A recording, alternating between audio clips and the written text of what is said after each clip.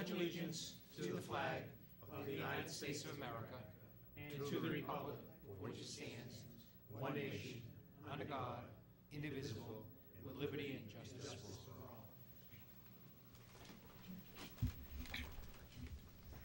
I welcome everybody here this evening and those that are watching on cable. The first item on our agenda is to sign the annual town election warrant. I think we start with a I have a motion. motion. Mr. Prisco. Mr. Chairman, I move to sign the May 3rd, 2011 annual town election warrant. Second. Motion by Mr. Prisco, seconded by Mr. Delaney. Discussion. Hearing none, all in favor? Aye. Opposed? Unanimous? John, you want to...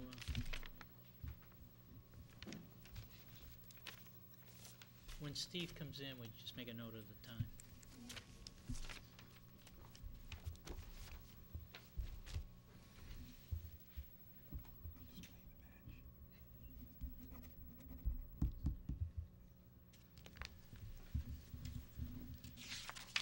I'll take the, I'll take that. Oh, you don't need that? Okay. Recycle it. It's fancy. We never had one of those.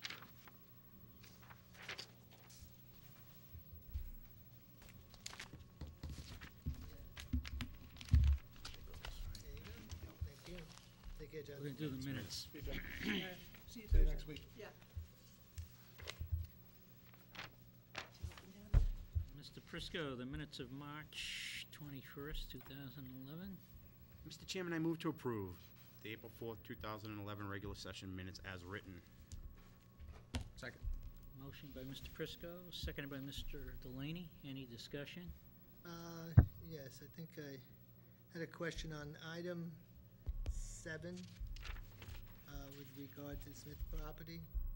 It reads that the LUC has requested,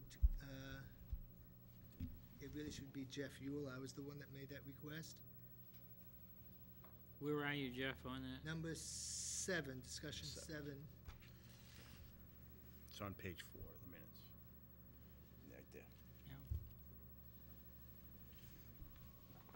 So you're just asking you, It's, rather than LUC has requested, it should read Jeff Ewell has requested. I'll make Okay. the change. Second sentence. All right, and Now, Jeff, is it, you're going to make the you like to make the presentation at town meeting, or is it LUC? I read that to, I think he's talking about the first line. I know, I first just, line, just the want to make first sure. line. just the Just the first one. first line. Okay. I'm the one that requested that this discussion take place. Okay, so that's it? Okay, so Okay. yeah, that's that. I made the change.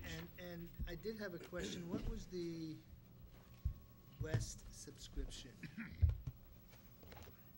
Now where are you? I'm down a little bit further.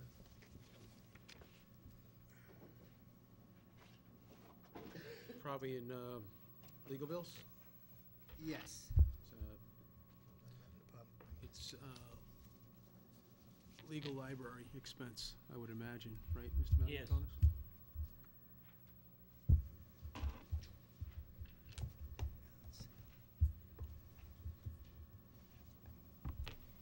Any other changes, Jeff?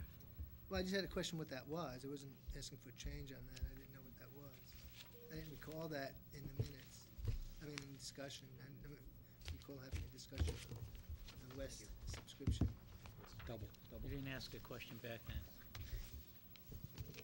But I don't even remember what it was. I was good. I guess, Get your answer? no, because I still don't know what it is. I'm sorry, Mr. Yule. It's a legal library updates. Okay. All right. I can go with it. Okay. On the motion as amended, all in favor? Aye. Aye. Opposed? Unanimous. Mr. Prisco. Mr. Chairman, I move to approve the April 4th, 2011 executive session minutes as written. Second. Motion by Mr. Prisco, seconded by Mr. O'Leary. Any issues? All in favor? Aye. Opposed? Unanimous?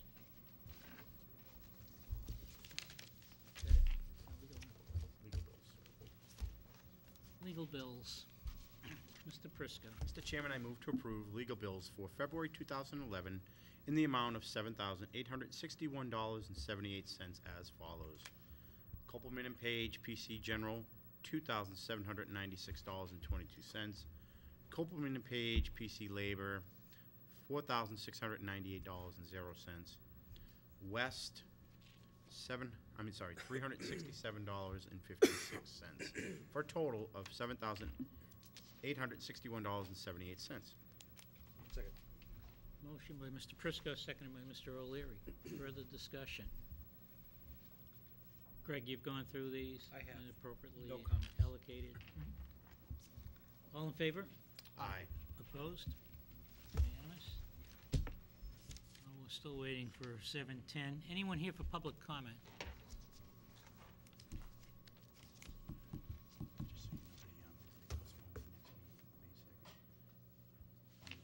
On the bowling alley? Right, the information has not been received. Okay. So, while we're still waiting for 7:10, the bowling alley license at Candlewood Lanes is being postponed to our next meeting. Next meeting or May 2nd? May 2nd? May 2nd. May 2nd. No, I don't think. I think we'll just wait the 2 minutes Okay. at this point. Yes, sir. Excuse me, what did you mean by the public comment? In other words, if someone is going to comment during the proceedings? It's here, an opportunity for anyone that attends our meeting in the public that wants to make a comment, ask a question, whatever. So we allocate a period of time for that. Oh, at the beginning of this. Okay. Yeah, but if it's on a subject we have on the agenda tonight, you can wait during Right. the time we're going through that subject. Well, I have one comment, and Would you please go to the podium? here, Yes.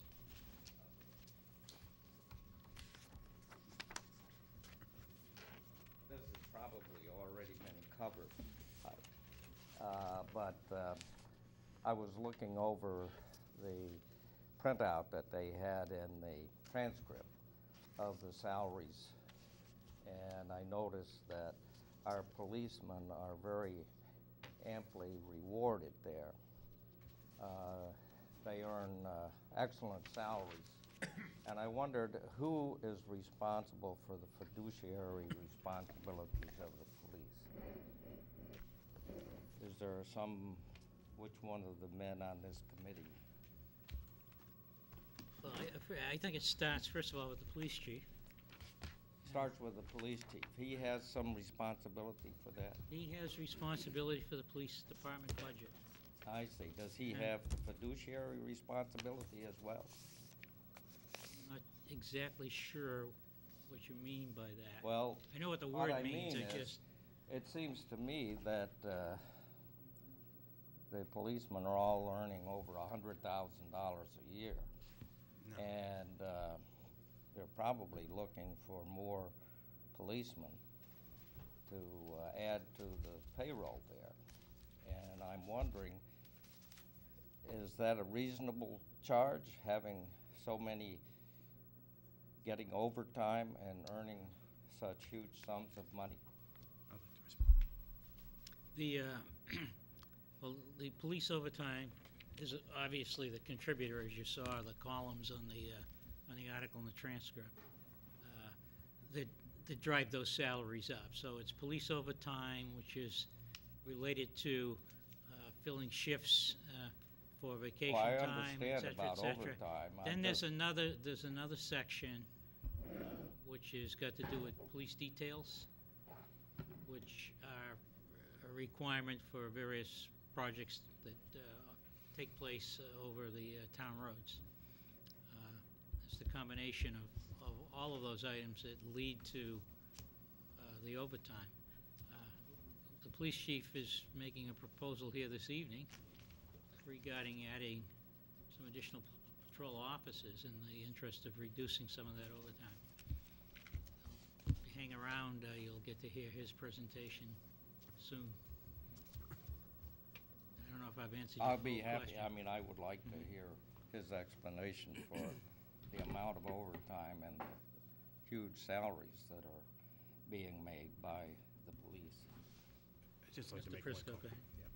ahead. And it's really not huge salaries. If you really go back and do what Mr. Messeri had talked about, look at the column of the base salary, and you look at the job associated with being a police officer in the town, it isn't it isn't a huge salary.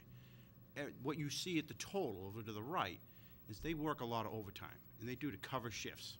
And our police officers have a lot of time off, and so when they're off on either personal leave or vacation or sick time or whatever it may be, we still have to have someone come in and backfill them. Unfortunately, we don't have a significant amount of police officers available, so you have to use overtime, and that's why you see such a big number. But their base salary isn't that big. It's about 40,000 for a starting officer. Yeah, 40,000, and you'll see some up, I think, close to 60 or in the 60s. Again, not a significant amount of money to be a police officer in I didn't see town. very So- many $60,000 salaries there. I mean, I saw the total salary. Right, the total, and so just So the I'm point I want to wondering make, myself is that somebody is failing in their fiduciary responsibilities Well- and trying to get those elements under control. I think the point you got to walk away with here is that the police officers weren't provided that money as a salary. They actually worked every hour and earned that money they received in overtime, but they worked it. No one gave them that money. So it's really not a salary. They actually worked every hour outside of that base salary to earn that money. Now, we Well- may have an issue, which you will hear tonight from the police chief. We may have some staffing issues, which cause us to spend a lot of money in overtime. Grant, that's worthy of a discussion, and we're going to have that tonight. I'm going to cut you off because we have a public hearing scheduled and we're already running to that time. But since we're discussing this a little later in the meeting, Yeah. we'll open it up for any questions you might have. Thank you. Okay, thank you for your time. Okay, next item on our agenda is the public hearing on the water rates. Mr. Balakonis? Board members, as you know, the board has a responsibility to set the water rates for fiscal year 2012. You have a recommendation which has been included by the Public Works Director in the form of a memo to the Water Commission. You'll note that from some prior discussions that the board had back in December, the budget for this fiscal year necessitated about a 9% increase in water rates that became effective on January 1 of 2011. We also, in the past, have drawn down on some of our reserves to supplement the deficit in the water budget. Those sources of money have come from the Water Stabilization Fund, which is monies that were received from the MTBE settlement, and also further from the Stickney Well Fund.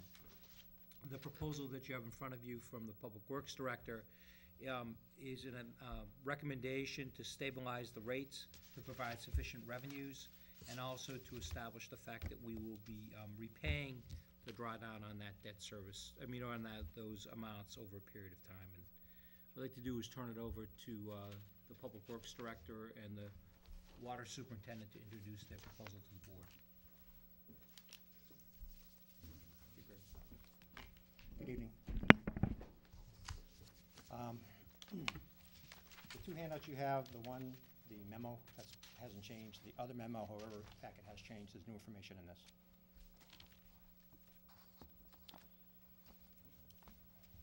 As the selectmen know, the reason we're here is the water department's water revenue versus expenses has been in the negative for the last 5 years, necessitating getting money from other funds, as Greg mentioned, and has got the attention of the Department of Revenue.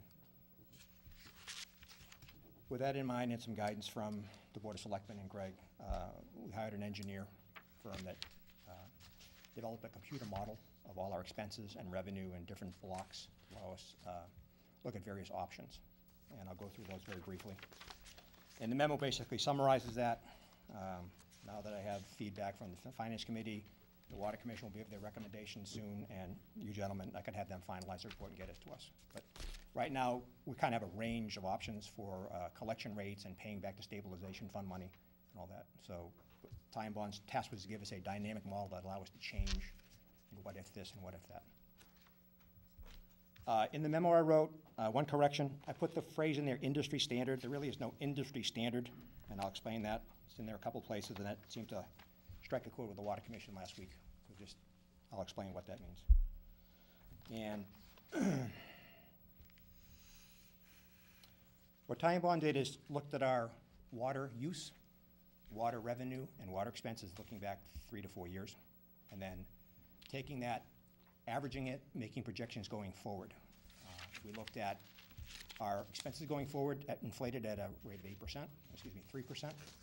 We took our major component for water from town of Andover, and since that has been a problem for us, predicting it, we raised that at 5%. We took our debt service numbers that are provided by the finance department.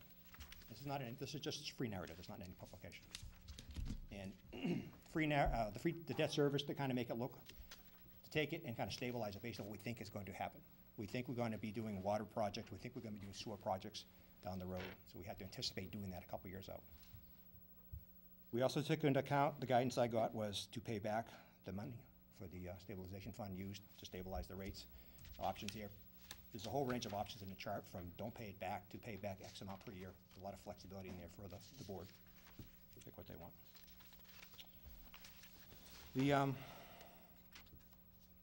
If you go to the memo, basically I'll be going right down the list of recommendations. Probably the simplest thing, and the other chart has some of the data illustrating it or giving the comparisons of what it is. Number one, industry standard. As I said before, that was my mistake. There's no industry standard. There's a million ways to set it. What I was trying to say by there is there is kind of a American Public Works Association, EPA, assumed average 90,000 gallons per household per year, average residential. What I have done before is, for a system, we have 3 tiers. We have 3 tiers. It's at one rate up to a certain volume, another rate at the next volume, cost, and a third rate. Is you try to get that break between 2 and 3 at about that 90,000 gallon mark. What that does is, what we have here, and I'll walk over and show you, because it probably makes no sense. What this is showing our existing and proposed tiers. Tiers are the break point between the rates. Can you stand on this side, because he can't get it on TV? You can't see. For the TV, for the benefit of the public. Thank you. This is we can't. water Right. per household. Oh, guys can't We see. can move over. No, I can. I think it's more important. And that the 100 public gallons see. per day. Our existing rate right now goes from 0 to 110 gallons per day. What we're proposing is not to change that. This is what you call a lifeline rate. This is designed for people on fixed income, elderly, limited money. Gives them a stable rate. It's the lowest rate we have. The next rate is tier 2. Currently now, it starts at 110, greater than 110 gallons per day, goes to 440. What I'm proposing is go from 110 to 250. 250 represents that 90,000 gallons per day divided by 365 days. So anything below here is the average family, and I just have examples to show you in the charts of real families with 4 people in the house, what that actually means. And right now, our existing rate is above 440. Is tier 3, and what I'm proposing is above 250. Issue with that is we're billing majority of our water. If you look at your chart, chart 2.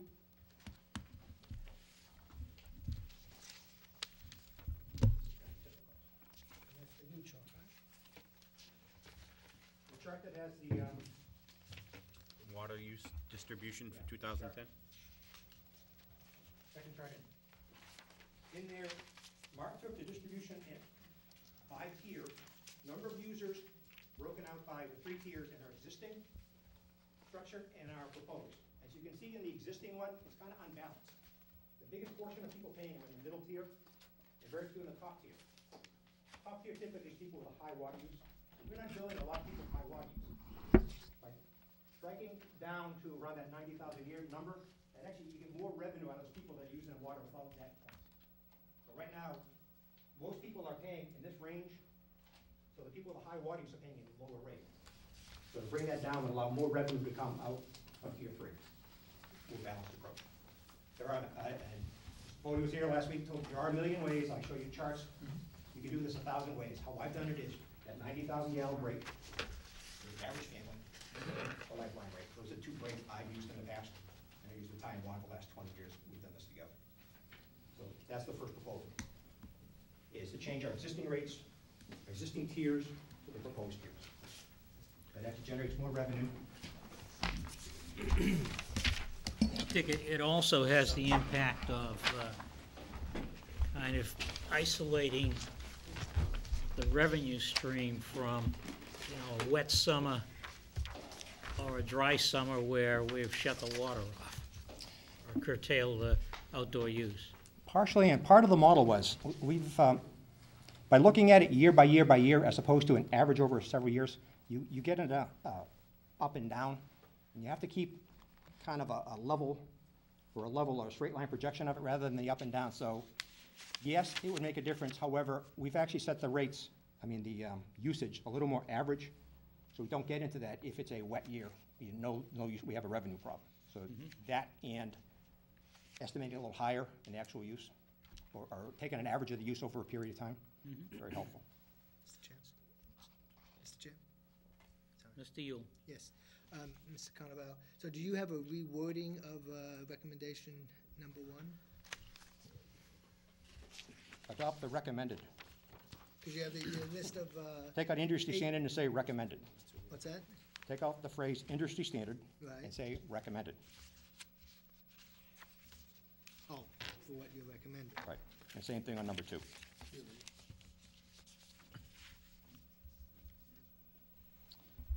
Number 2 is we, in North Reading, most places I've worked, you have a quarterly water use. You start, think of filling up a bathtub. You go to a certain volume, it's 1 price per gallon. You get to between the first cutoff and the second cutoff, it's a 2nd price per gallon, and above there a 3rd price. We somehow have a system where we kind of calculate it backwards and average each day what that average water use was. It's kind of a convoluted system, and actually partially contributed to that water billing issue we had last fall, where the bills went out because our software is unique compared to other communities, such that we didn't get the right update from our vendor. So this would kind of put us, like most people I know do it, and I'm sure there are exemptions, and I'll concede that, but it makes our software, our use of how we do the calculations consistent with other people, such that when the software changes, we don't have any glitches here. We're the same as everybody else. Mr. Chair? Mr. Yule? Yes. If I recall, in the last meeting that we had with the Water Commission, that had we had what you're recommending, the glitch that we ran into when we switched would not have occurred. Is that right? Yeah. Okay. It's important. And the vendor acknowledged the issue, and we got a letter from him, and, we fixed it, but it was something that, it's a waste of time we don't want to have to deal with. So if we don't have those issues with software, it makes it a lot easier for us. Thank you. Issue 3, what Time Bond has done and what I've used in prior jobs is you have a rate of collection. Right now, the assumption in our water rates are if you bill $1, you get $1. If you look at the first chart mentioning the revenue versus expenses, well, clearly that's not happening. It's been as low as 91%, as high as 100% over that 4-year period. So we looked at number of permutations, and we came up with 2 numbers that are recommended, either a 95% collection rate or a 90% collection rate, which simply means if you bill $10, you get $9.50. And conversely, 90. If you bill $10, you get 9 back. We also, even with people that don't pay the water bill, it gets put on a lien on their taxes, they pay it and it gets credited back. Even with that, we're still in a deficit. So we're assuming we're getting more revenue than we really are. Mr. Chair? Mr. Delaney? Dick, I don't know whether this is a question for you or it should go to our finance director who's not here, but what's the percentage each year that we receive in terms of the prior year water bill that gets liened? What percentage do we collect on the following year? I think all Does of it. anyone have that information? Yeah, almost all of it. And on average, what's the percent of the total water bill that gets liened? The water, of course, as high as 15% last year. Is it 10%? If you have a collection rate of 90%, so what you're saying is that in the following year, you're collecting that 10%? I'm sorry? Yes.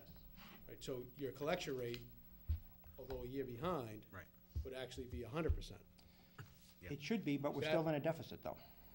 So mathematically, I agree with you. We understand the deficit, Yeah. but the 90%, the 95%, that, you know, to use from a plan for setting up the water rates, right, sort of suggests we never get the rest of the money, when in fact we lien it, and typically, because it's a lien on the home, it gets collected the following year, or, you know, if somebody defaults, then the town eventually takes possession of the home and, you know, collects, you know, what wasn't collected in previous years.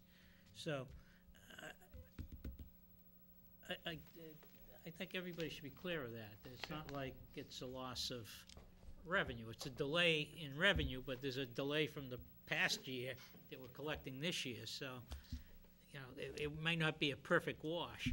Right, and I also But- think it factors in as to what collection rate we set. Yeah.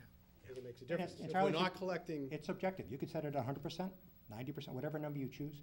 Mhm. But there is always part of bad debt in there somewhere. There's probably a 2 to 3% bad debt in any business model. Okay. So part of the presentation is put on the table and get feedback, and you guys can set it any way you like.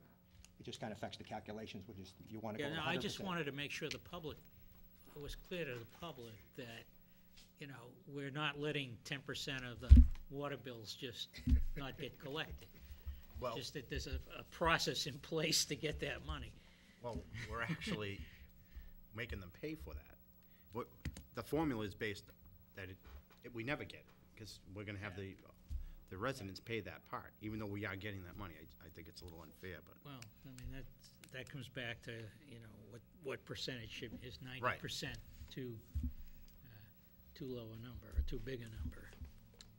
It appears to be a little too conservative. It appears to be a little bit too conservative based upon our collection rate being close to 100%. So I understand there's a lag time for some of it, but as you pointed out, we can eventually get it Well, within but a it- year or two. So why should everyone The else question pay? comes is, you know, But it does- are you charging enough for the water? I mean, we may be in a Right. deficit, it's just because we're not charging enough for the water. It's not because Exactly. we're not collecting for everything that we're. Let's go on, and we'll come back to that. That's obviously going to be one of the Okay. Number decisions 4. that the board's going to have to make. As part of the calculations, there's a relook at what's called indirect cost. There's costs provided by the town to the water department to get reimbursed. There's a spreadsheet in there that shows the various items, their actual budget for FY12 and estimates going forward. And in discussions with the finance department, Greg, myself, and Mark, the percentages that particular department allots to the water department. That represents an increase over the number that have been used. It's been the same number for quite a while. And it is roughly $163,000 more the water department reimbursed the town, based on actual budgets and actual percentage of the work done by the town for the water department. Is that what was charged back to the water department, saying? No, Water that's, departments. This is what should Water be department charged. Should be pays charged. us, This is what should be pays the charged. town. yeah. This is what should That's be in charged. addition, that's finance. additional to what's currently being charged. Right, so that's an additional deficit that we're facing if we're Right. really gonna allocate it properly. Exactly. Okay. just a couple of questions regarding that. Yeah, sure. I know, Dick, this predates you, because I believe this has not been adjusted since 1996. Is that accurate? 96, 97. 96, 97, so Right. close to 15 years. Do we have any reason why this wasn't looked at in the last No, we don't. 14, 15 years? No. I can't And explain it why it's done. What do we have in place to make sure this doesn't happen again? I think periodically it's associated with review of the water rates. I don't recall that the town's done a study of the water rates in a while. The last study was in the early 90s. 95, I believe. I think it was But 90. you would have thought that this would have come out of either the department, the water commission would have looked at what the indirect cost was on a much more regular basis. Because now what you're saying is this huge increase, this indirect cost number is now gonna be borne on essentially 1 year by all the taxpayers. So I'm just hoping there's safeguards in place that it doesn't happen again. And how do you arrive at these percentages? I assume there's no exact science, but. No, I mean, how do some you- of it's an estimate based on, well, some of them, like for example, legal cost, that's a lump sum. X amount is, if I'm quoting the page for that, the Well, personnel cost. The personnel time- cost is subjective. The biggest one, though, the benefits and pension, that's actually actual calculation based on number of employees in the water department based on total. So that's the biggest piece of it. And that's what wasn't calculated, because that was included in the shared cost, I would assume, when we do our budgeting. Sorry, say again? In other words, the cost for pensions and benefits, Yes. which we're now charging, It's we're grown assuming we're gonna be substantially charging over back the years. Is- to the water department, traditionally has been put in, this is the big swing, is has been put in the shared cost with all the other pension and benefits. They're now it's being suggested they be allocated to the water rates, which, you know, we can debate that too, I suppose. As to whether or not that should be the case. But I mean, that's the largest factor in the $163,000 I that guess- wasn't there before. Steve, the way I would look at that is, I don't think it's much of a debate because the water enterprise is supposed to be self-funded. And the salaries are paid from the water enterprise, and therefore the benefits of those employees should be paid from the water enterprise. One annual way to check this is part of the Water Department annual budget submission. You see in there actually is a number for the, and currently now for the FY12 budget is carrying the old number. That's subject to what we talk about, what you gentlemen decide. It could be updated to reflect what is adopted. It could be an annual adjustment based on the average cost of benefits and salary increases. In most places I work, that's what you do. Probably it's the an way it annual should be adjustment. done. I don't understand why 15 years went by and it hadn't been looked at. We've caught up now, I so know. going forward, I agree with you. Any Issue other number- comments regarding that Oh. before we move on? Next, go ahead. Issue number 5, delinquent water payment policy. Some towns have a formal delinquent payment policy, and then they might have a sub-policy under for like a water bill not being paid, specific steps that are taken, notify the resident first time, second time, third time, what actions are taken, and say the resident has a hardship, what the way to adjudicate that is, the hearing, the way to see if this is a true need of a resident. What I'm proposing is have some kind of policy that has overall, if you don't pay a bill, this is what happens, and then specifically, and this comes out of last spring's water bill issue, is specifically, and Mark and I and Greg roughed that out, is what happens. You don't pay your bill, after 30 days, what's the first step, second step, third step, leading to turnoff. So I recommend we have something in writing, all looked at by the Water Commission, legal counsel, yourselves, any other applicable people, to say, if it happens, what do we do? What's a fair way to do it? And if somebody, and there's always people who have a true need, how do we deal with them? What's a fair, consistent way to deal with it? Dick, I would assume that other communities have similar, they may have a similar policy or language. Have we got any samples of what other communities have done? Yeah. Which, you know, we could adopt or modify to our liking. What was recommended in the water rate study you got back? Did they talk about a policy in there? No, that's actually something I've noticed since my brief time here. Okay. Yeah, it's not part of, that particular item is not a Time Bond recommendation. I just noticed that we should have that, and if there's an issue with a bill not being paid, we should be able to take actions, and all know, we all agreed, here's the procedure, without it turning into a monumental problem. TMB did not come back and say we needed one though, right? In the study? No, this is nothing to do with the study. It's an independent observation by myself. The study, excuse me, I'm sorry. The study was designed to identify a rate structure and to deal with the rates. It wasn't designed to go beyond that. But it kind of plays into the collection rate. Okay. In my experience, a community that will go to the point of shutting someone off, you have a better collection rate. You have less delinquents. So we have not shut anybody off in my brief time here. Well, what we have is And- more, excuse me, what we have is a more timely payment of the bill. We get the money. We just get through saying, we get our money. Well- Eventually, we get our money. And again, It's if just the that's the board's timeliness. policy, we can do it that way, that's fine with me. I'm just saying, if you want to go to the point where, if after 30 days is unacceptable and the process starts, great. But it's just a suggestion to do it. I recommend we have something like that. And I'm not sure if somebody doesn't pay the bill in the first quarter, we should wait all the way to the next year to get the money. I'm not sure that's prudent fiscal for us, fiscal.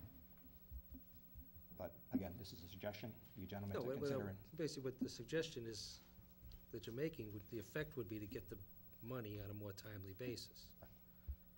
You know, better for cash flow. right. And 6, 7, and 8 revolve around payback Well, the money's taken from the various, I guess there's two funds, and I won't say their names because that was an issue last week too. But the guidance I got was pay the money back. The money, I think it's in the $460,000 range. The charts are set up from Ty and Bond and say you can pay nothing back, just ignore that, or you can pay back X amount of $200,000 a year. So we did a calculation based on 0 to $200,000 a year surplus. So the model's set up to say, okay, if you want to break even, it's this number. If you want to generate $100,000 extra, it's this rate. We also did it for the 90% and the 95% collection rate. There's a whole table at the end of this memo I'm reading that has that. Pick and choose whatever you gentlemen would like. The money that was in that stabilization funds, the two funds, was aimed at providing capital for further development of our water system and beginning to look at the wastewater situation. I'm very interested in that getting paid back, and I think that it would be prudent to put any surplus based on the rates that we set, a nominal surplus into that fund to continue to build the fund. Because what lies before us are some significant capital expenditures in the process of coming up with a better, more reliable source of water and the actual development of a wastewater system for the town. Mr. Prisco. I was at the Mr. Delaney. Water Commission meeting when this subject came up, and there was a tremendous amount of confusion about it. First of all, it's called the stabilization fund, but no one knew what that meant. So it would be educational for me if somebody could just define, because it can't just be about capital. Okay, it's called stabilization. And so I would have to assume you use stabilization money, and this discussion did come up that you would stabilize the rates with that money. Would make sense. Right, so if somebody could just explain that, and then I have another follow-up question to it. Okay, I think that perhaps maybe they weren't named properly, but the intent was to put the money away for capital, not for stabilizing the water rates. I don't really care what the intent was. I really want to know what legally we're supposed to be doing with the money. Legally. Not what our intentions are, what we'd like to do with the money. What legally should we be doing with that money? How we should be spending it, and then how we pay it back. Because I think a 3-year payback on that $460,000 is, I'm not going to agree to it. I think it's ridiculous, actually. I mean, if it's stabilization, we borrow $460,000 from it to stabilize the rates.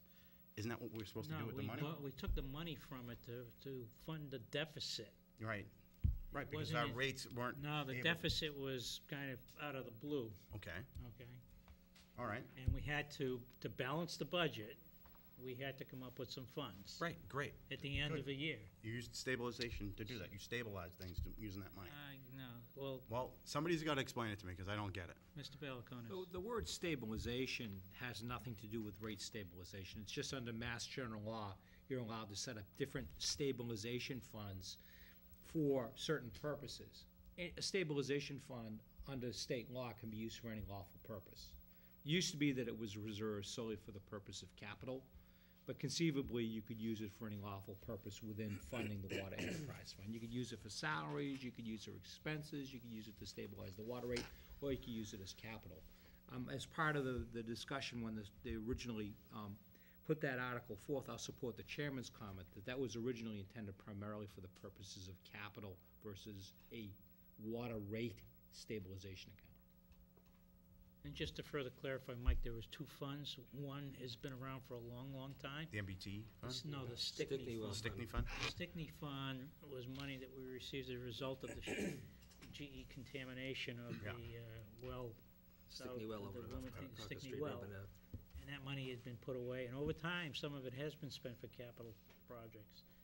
The MTBE money was the result of a lawsuit, which we participated in, and we collected that money, and it was one of these nice opportunities that came along, and no one ever expected to collect any money, and we decided we'd put that money away for capital, water capital. Okay. Now, we were forced to make a budget adjustment at the end of fiscal 2009, and then again in 2010 as a result of shortfall in the water. But just for your information, Mike, those two funds were set up specifically, for capital. And when we have those funds set aside for capital, that is in part a way of keeping our water rates stable instead of having to go out and increase our water rates in order to fund a capital project, for the water department. We have funds available to do that. So in effect, it is stabilizing the rates because you're earmarking the funds for capital projects. So do you go back and pay it back every single time you use the money? We don't generally take the money from those funds in order to pay off a deficit in the water department. That has not been the practice over the years. And because of the unique circumstances we experience, primarily more weather-related than everything else, there's too much rain or too little, which has been extreme for the last 2 years. That was the only way, and a ready source of revenue or funds available in order to do it, which were water-related. But when we did it, we also publicly stated that it was the intent to pay it back, to put the money back into those funds so that it wouldn't adversely impact any capital projects that we're looking at down the road. And I can agree to that, but 3 years? I mean, that That's just... just a- That's not, that's. Heavy, We heavy. haven't agreed to that. Just a starting point. Okay. We Just put a haven't number on agreed the to that. table, it can be whatever you This is being gentlemen like. presented tonight. Okay. But that was never, wasn't talked about how long we were going to have. Okay, I made the assumption you guys said 3 years, because No. I thought at No, I the just meeting, you simply- said, you were told, you were given direction to pay it back in Pay it 3 back. years. No, by not the not 3 select- years, we pay There's it Pay it back. back. range. Pay it back. And I Just a basically suggestion. came up with 3 to 5 as a reasonable time to pay it Okay. back, but it could be any number you gentlemen choose. Mr. Delaney. Just a couple of related questions. So, I should know what the MTBE warrant article was, but I don't. So, what I'm hearing you say is that it wasn't specific as to capital or stabilizing rates, it was just stabilization. Correct. Is that correct? Okay. Correct. You Actually, have the ar- language? The article here says, Great. For both? we could not find the Stickney Fund. We know the range, we couldn't find it. A long time ago. Stickney was See if the probably town will 1989. vote pursuant to provisions of Mass General Law, Chapter 40, Section 5B, to create a special purpose stabilization fund to be known as the Water Department Infrastructure Stabilization Fund. And as funding therefore transfer a sum of money to the settlement fund as blah, blah, blah. So I read that as actually Water specific Department Infrastructure State Fund. So capital. So further questions. What's remaining in the Stickney and in the MTBE funds? You have that Actually, in our- information it's in our the presentation tonight. presentation. I must have glanced over it, but, I'll tell you. That's right, yeah. and does the water department have a capital plan? And what is it? Is it in here that I didn't see? No, it's a separate document. They vote, the Water Commission votes it every year. There we go. And And it can be Mark, do you have provided. it Here's the tonight? funds. Stickney Rural Fund, Okay, so Stickney has and the 131,000 MTBA fund is 385. and MTB 385,000. Okay.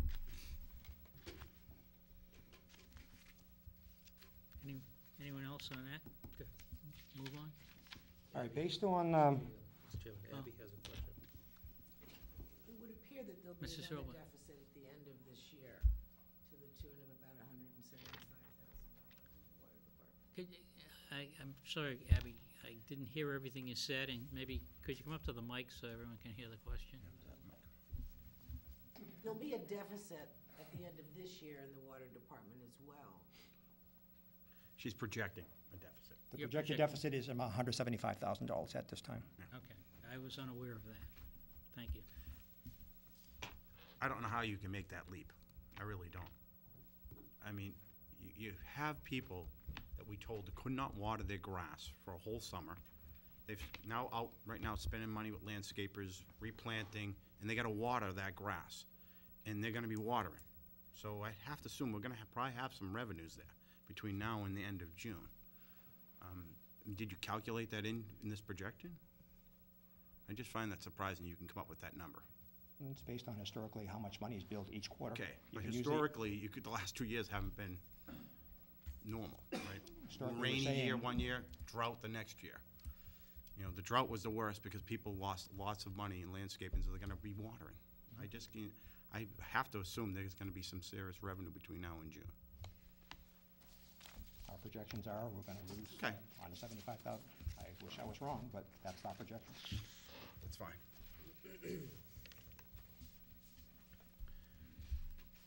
It's done. I think the point that Dick made on the chart and the tiers of the 110 to 440 versus 110 to 250, if the structure isn't right in how we're billing it, then the fact that the water use, the consumption was down, you're still operating in a structure that's giving you low rates. I think that's probably contributing to this deficit. It's not just the fact that we didn't use and sell enough water, it's that the water we did sell was at a lower rate. The middle rate, not the top rate. I just don't know how you can make that leap. We just raised the rates 13%, and we haven't even used water since we raised the rates 13%. We're just getting ready to start using the water, right? Since we've made that total 13% increase? That was 9. No, it was 13. Well, it was 4 at the beginning of the year and then 9 halfway through the year. Right, and so we're just getting ready to start using water. This is our season. The number should actually have been 18% at mid-year, and it's one thing, our discussion with the DOR did not catch that. So they just picked 9%. It actually should have been 18% at the beginning of this calendar year. Yeah. That would have made us break even. Actually, the DOR helped us because the plan was not to change the rate until we finished this study. And at the rate it's taken to get this study done, Yeah. you know, we've Which is another collected question. nothing for this fiscal year. No. Okay, well, I said my piece on that one. But again, keep in mind, the fiscal year ends June 30th. Yeah. Yeah, so. Between now and June, there's gonna be a lot of water. At a 13% Actually, increase on your what they biggest paid use last is year. your first quarter, the summer use. Right now, the reading is basically the winter use, and the spring use isn't huge compared to summer use. So the biggest use typically is that third quarter in the fiscal year and the calendar year. So we don't, I know what you're saying, but I don't anticipate it to be enough to offset what we're projecting. But you're talking about another 18% on top of the 13%. No. Well, that's It's, what we were talking about the it's- other night. No, the other night we were talking about an 18% increase over what we already have in place. If you add up everything, and you include how this little tier thing breaks out, I mean, because that's an increase. That's just the water rate. When you move the tiers like that, it's essentially an increase in the rate. There are two charts, the next thing I was gonna show you that actually show that, Okay? based on the 90% collection rate or 95% collection rate. It's these tables are all put together. Here, in the second handout, this one, I think he's there. Yeah, Dick, I have a question on these here, because in one handout and the other handout, they don't match up. If I look at the The 90%. one that's under my memo, Right, put that aside. put that one aside, go with this one. Go with As the we've one- had meetings, we've kind of updated these. as we All went. right, so go with the one that says revised 317, Right, the one that, well, upper right-hand corner. It says revised 317. No, that's Both the of them memo. have I think you revised should 317. disregard that. disregard the memo. Just disregard the memo, that's the other one, Steve. That's what I'm looking at. Yeah, he's That- right. That's the one that says revised 317. Yeah. This one. Right. As opposed to this one. what this shows is this is a menu, kind of a summary of what Time Bond did for us. It's based for fiscal year 12, 13, 14, 15, and a surplus, like for example, surplus 0 is break even, all the way up to 200,000, depending on what is selected. And this uses the new tier rates as proposed. So to break even, FY12, it's 13.88% increase. If you flip to the next one, which is the 95% collection rate, drops to 7%, 7.1, for the same endpoint. So it does make a big difference, the 95 to 90% collection rate.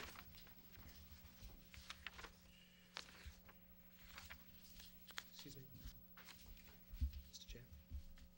Mr. Yule. I understand how the table works.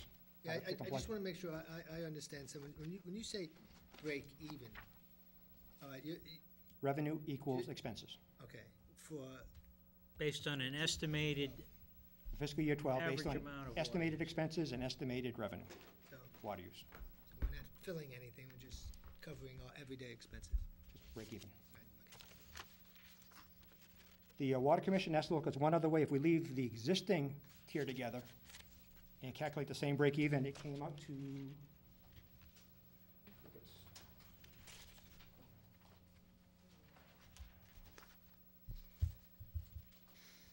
like 19%. 19%, and mainly due to the factor, as I mentioned here, you're billing more water than the existing rate in the second tier as opposed to the third tier. Therefore, you're getting less revenue per billing. So it actually, to get where you have to go to break even, you have to raise the rates even more. So it shows the impact of changing that breakpoint between tier 2 and 3. Oh, I'm sorry, could you explain that again to me, please? If the charts I'm presenting Yeah. are for the proposed breakpoint between the tiers, Right. if we left it the way the existing tiers are, with a break at 110 and 440, the number, if you look at the chart in the upper left-hand corner where it's 13.88, that number would be in the 19% range. So you get less revenue from that structure Correct. versus the new structure. I think There'd we be all more understand. increase in the rates. Right, okay.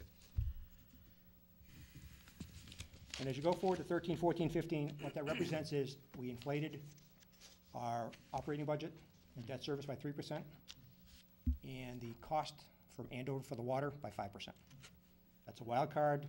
We're negotiating with them still, and we don't know what it's going to be.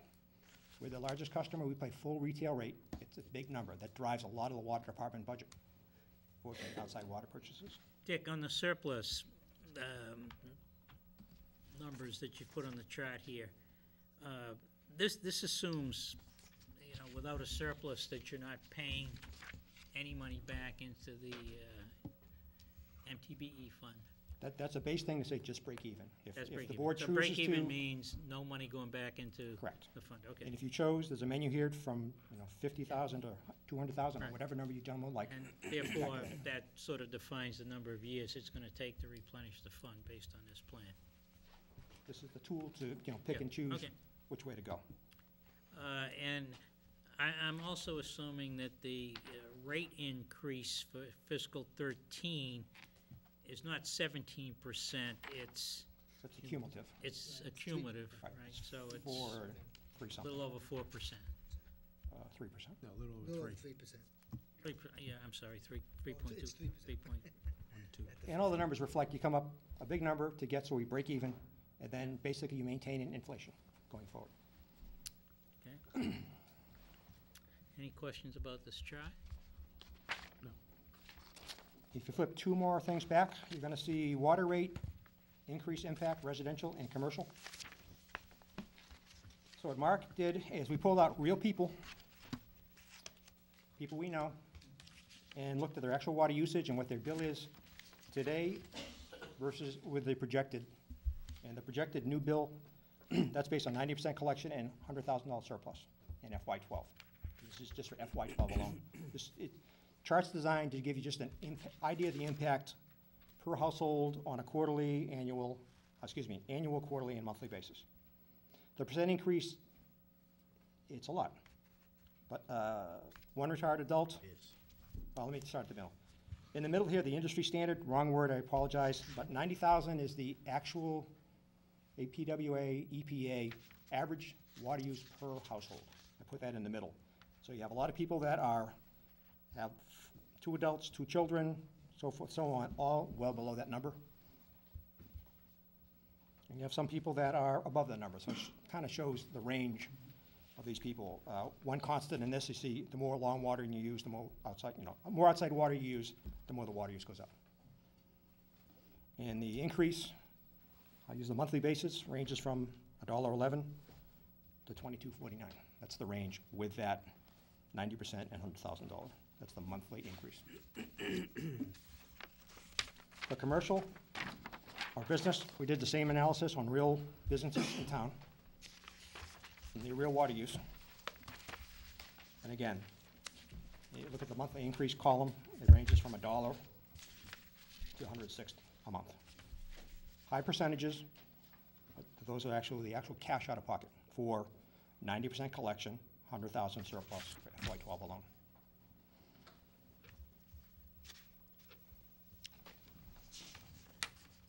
The next chart represents FY13 and 14. If we keep on going with the same calculation, we just homed in on, I think just residential homes, just the 90,000 gallons to use. It shows the change in bill for a household. For example, the top graph, quarterly bill in FY12, $225. FY13, 230, it's $5. FY14 goes up $8. It shows the percentage increase in the relative dollars amount, dollars. And I think the chart, top one is 90, the bottom is 90%, and 100,000, the other one is 90%. Oh, excuse me. Top one is 90%, 100,000 for FY 12, 13, 14. The bottom one is FY 12, 100,000 surplus, 200,000, 200,000. And they're just merely for illustrative purposes. The amount payback can be set for any length or amount the board chooses.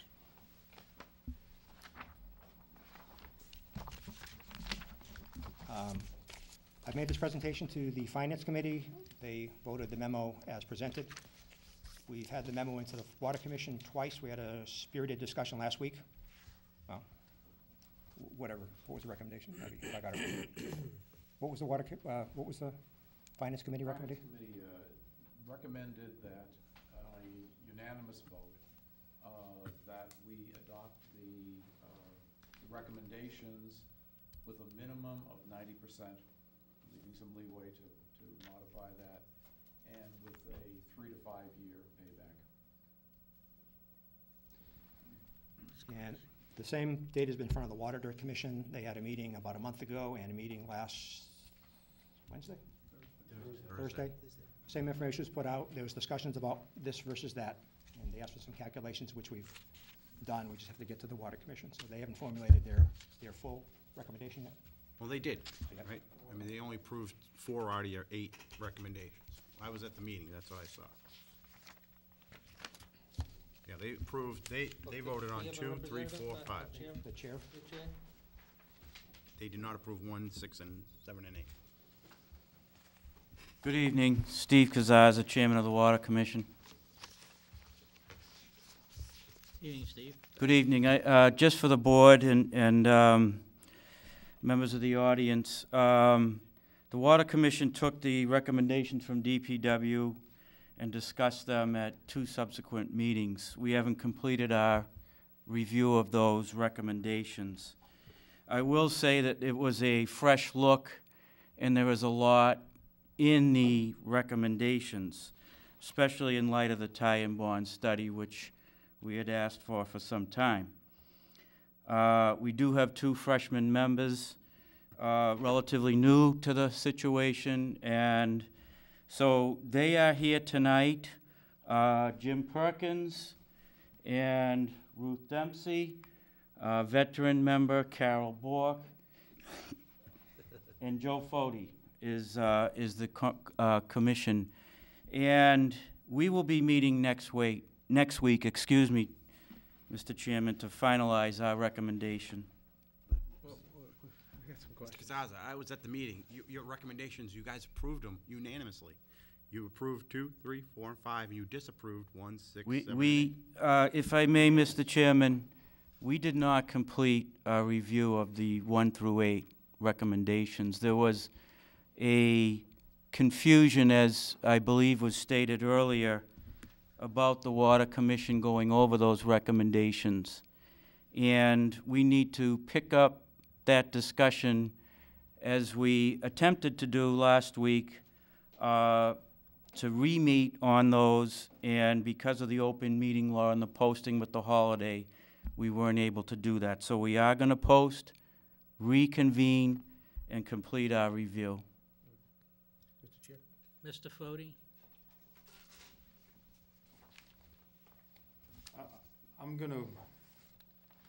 I have a little issue with what was just said, only the fact that a motion was made and seconded, and it was actually, based on what Mr. Prisco told you, unanimously voted on to accept 2, 3, 4, and 5. There was a motion made to reconsider, and it didn't pass. It was a 2-2 tie. So to say that we're gonna go over these issues again is kind of misleading to me, in the case that the only thing we didn't do was recommend a percentage increase. But as far as these 8 recommendations go, we did make a recommendation, and I believe Mr. Yule has it, because he taped the conversation, the meeting, that we approved 2, 3, 4, and 5, and not approve 1, 6, 7, and 8. So I don't know how we go back and go over what we've already approved. Just for clarification, did you reject 1, 6, 7, and 8, or just not No, we considered approved it? 2, 3, 4, and 5. You approved 2, 3, 4, and 5. Correct. What about 1, 6, 7, and 8? No motion was made on those. No motion, okay, all right. So it wasn't that you've decided against it, you just haven't made any decision at this point? Wow, Well, that's not the way I thought, that's- I heard the motion. Well, that's what I'm trying to read. find out, that's all. The motion was out of the, if, I don't know. Out of the, when I heard right, out of the eight recommendations, I made a motion to accept 2, 3, 4, and 5. Okay, and that's And as it far passed as- unanimously.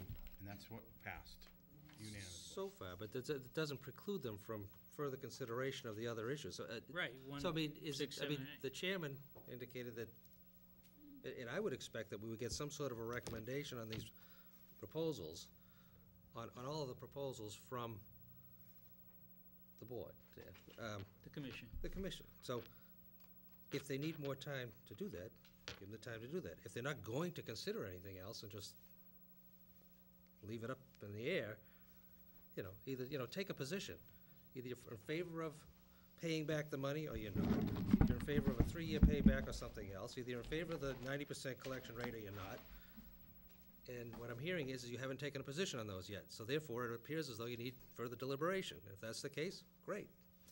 And if Mr. you're not O'Leary, going to take any further What position I on was it, gonna let us know. propose the board do this evening, knowing that, at least I had heard, that the Water Commission had not completed their recommendation to us this evening, was that we as a board, I wanna get a consensus of where we might be, which will provide some feedback to the Water Commission, and that we delay adopting anything until I was hoping to do it at our next meeting, which is Monday, which is obviously a problem, or is it not? No, they're supposed to, you're meeting Thursday?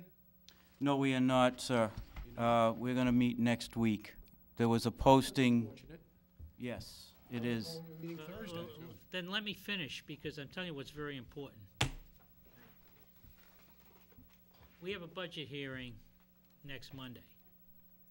And during the budget hearing, we're basically, we're gonna present and discuss tonight what some of our options are.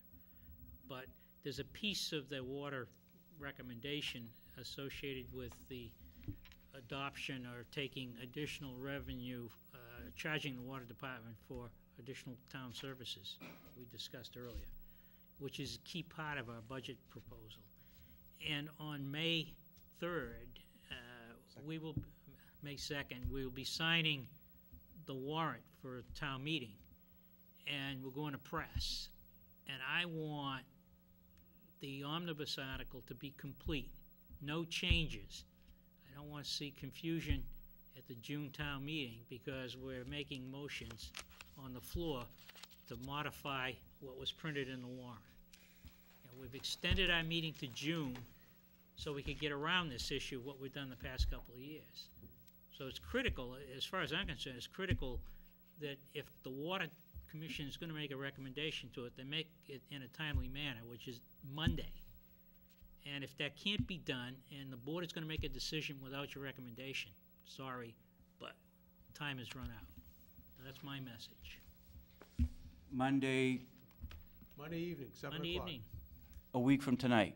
No, a week from last night. Yesterday. yeah. A week Next from Monday. yesterday. Excuse me. Monday, Steve. Thank you. What, can I just ask, what happened? I thought the commission was meeting Thursday. Can I get any? There's answers to a why? conflict. Conflict with what? I have a public hearing that I'm going to for my job, so I do apologize. Well, Again, I that thought- was last Friday, I was told you were meeting Thursday. I would think if you were you're the chairperson of this commission that I have issues with, because you can't get a quorum quite a bit. Why wasn't that determined before the meeting was set last Friday for this coming Thursday? Because I would have expected you to meet on a different night in time for our meeting next week. I'm I extremely understand disappointed. your frustration, sir. We did try to recess and reconvene tonight, and with the holiday, it did not conform. By Friday morning, I was here, I spoke to Mr. Clark. By about 10 o'clock Friday morning, I spoke to him. I was advised at that point in time of the issue regarding reposting a meeting before our meeting this evening. At that point, I was told you were meeting Thursday. So I don't know what, that was Friday morning. So I don't know what happened between Friday morning and today. Did you not know you had another meeting, another commitment as of last week? Correct. Well, you still have a, Well- they should still have a quorum, right, without you? That's possible, but we didn't post. And I That, think you need to, well, you can You still haven't post. posted for Thursday? I thought you already posted. I thought that was posted. Yeah. Someone's got to get their act together on the commission. again, Again, From what I've heard from multiple sources from your meeting last week, it essentially was a disaster from what I heard, and multiple sources have told me that. So I don't know what's going on. You need to grab control of this. This is so important. Look at what the rate increases we are considering, This is, right? We're going to go to the taxpayers with a rate increase. Are you frustrated at me for some reason? no, I just want That I to, don't appreciate either. well, excuse me for that, but I just want to let you know it is important to us. It is Well, important to the You should commission. have had a post-it meeting. You should meet before next Monday. It sounds like you dropped the ball. Mr. Chair? Mr. Yule. Yes. With regard to the inability for the Water Commission to have met tonight, we know what the scenario is there. With regard not meeting on Thursday, I believe there was someone else, if I read the emails correctly, there was a conflict. But this issue could have been answered at our last meeting. It was attempted to be answered, okay?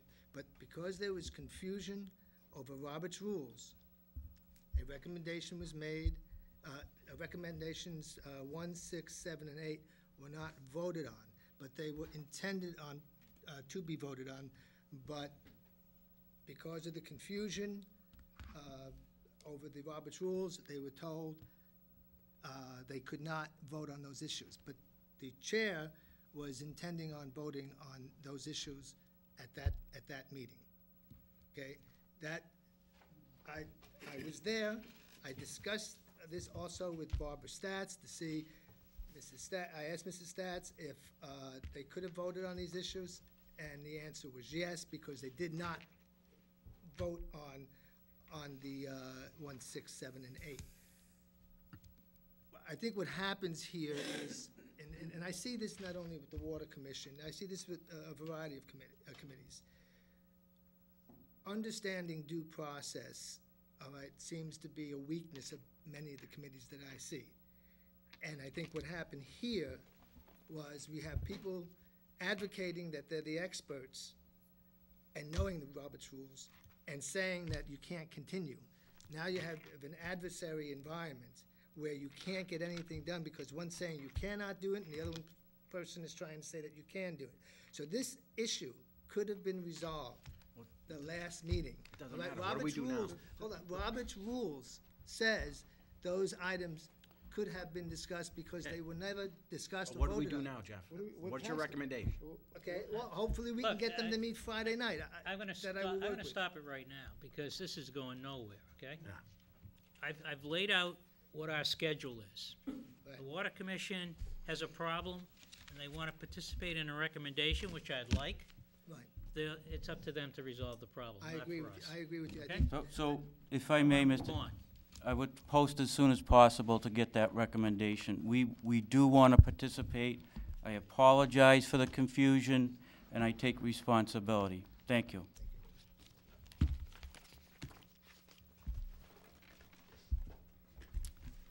Police chief. Excuse me, were we gonna give some sort of an Oh, yeah, indication thank as you. to where, Yes, thank where you. the board might be at? Excuse me, I have a question for Mr. Clark. And that is, we had water shortages last year. Are we going to experience those again this year? There were 5 communities around us that had water shortages. And I can be concerned about rates. We're all interested in making sure that we pay our fair share, but we also want to make sure that there's sufficient water for us. Can you tell me what's happening on that? Mark, you have your crystal ball? You got it tied into Mother Nature? Yeah, there will be no shortage this year. It's going to rain every day. No, I mean, obviously, it was weather dependent last year. The other thing that happened was, and as you mentioned, a number of communities around us experienced the same thing. Most water suppliers in Massachusetts experienced their highest water demands ever last summer in terms of peak days. And those peak days kind of followed one after another, whereas, you know, if you get a little bit of rain, it knocks that down. We didn't get that. We had some issues with our system, and then Andover also had some issues. Will it happen again this year? I pray it doesn't happen, because that was kind of the most stressful time since I've been here. We do intend to be more visible with our conservation message going into the year, that people need to heed our conservation efforts. People need to abide with the odd even watering system.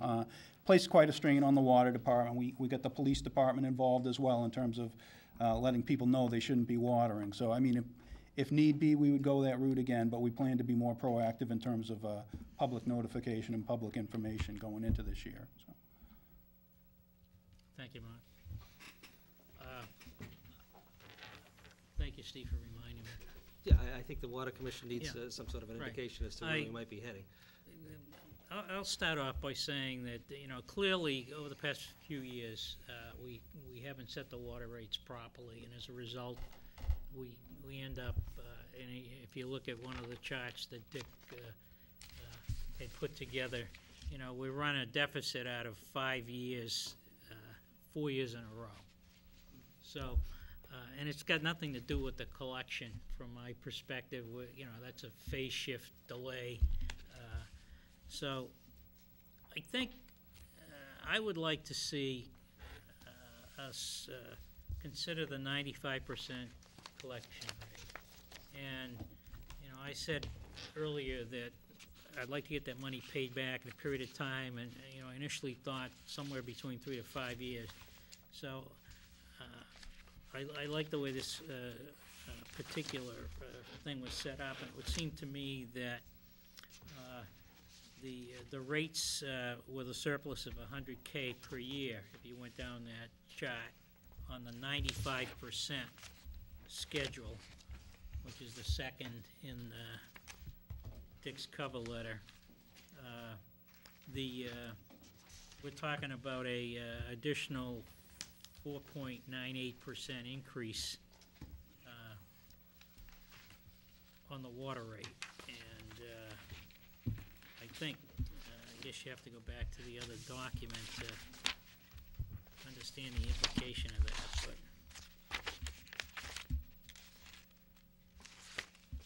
but it's not, I was reading off the wrong one, I'm sorry. 10.75.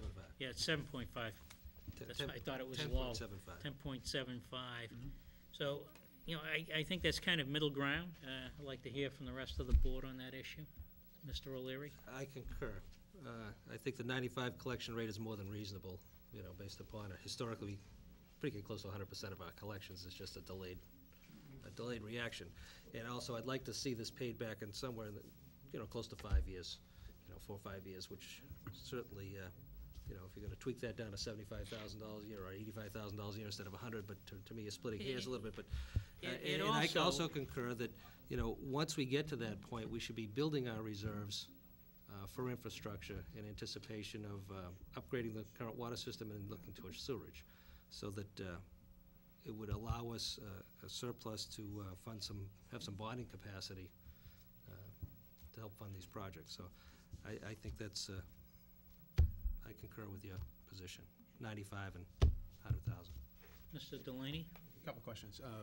Something that came out of your meeting the last week, does anyone have an answer to the question of whether or not the stabilization funds can be used for a wastewater project? There was an issue, I believe, that came out last week that they may possibly only be able to be used for water, not wastewater. I'd like to know that, if we have an answer to that.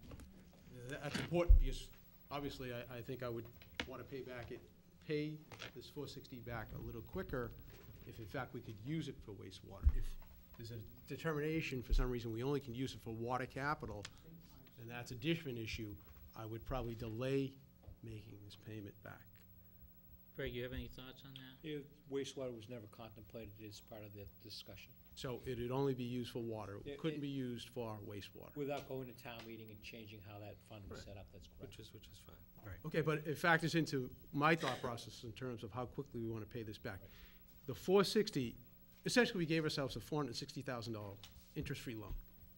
If we were to bond 460 for whatever, what would be the term of payback on the 460? Does anyone know? We would cover the deficit. To cover- 460. I don't know, I'm not sure you Well, could depends on borrow. how from many the years. able to permit. borrow. Wouldn't be able You'd to have to pay borrow. it back in 1 year. No, I'm saying for a capital project, if you borrow 460 Well, it for a depends capital. on With what the project 5 is. to 20 years. Maybe for a water project, maybe it's 20 years. 20 years. But again, to your point, Sean, even if we can't, I just assume get it paid back sooner. And again, if we have to go to town meeting to get it approved and get it changed, I don't foresee that as being an issue if town meeting, at the ballot box, people are supportive of a wastewater plant, doing that. And if not, then we'd have a surplus, we'd still have, not a significant amount of money, but I mean, we'd have some money still in these two funds for infrastructure for the water department. And then we're paid back.